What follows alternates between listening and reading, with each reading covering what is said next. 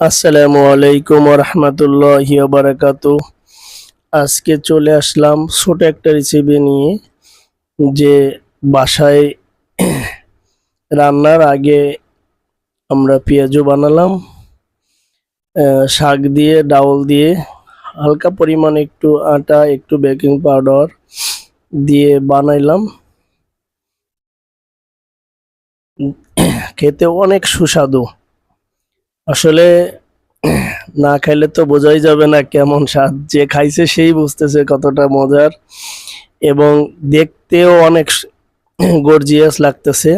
একবারে পুরোটাই দোকানের পরিবেশেই বানানো হয়েছে, সুন্দর একবারে। বাসা বাড়িতে বানাইলে আসলে পুরুষ মানুষেরও এরকমের সুন্দর হয় না, মহিলারা বানায় খাই, কিন্তু এরকমের কখনো নিজে বানাই খাইনি। আজকে বানাইলাম প্রথম, আলহামদুলিল্লাহ অনেক ভালো হয়েছে।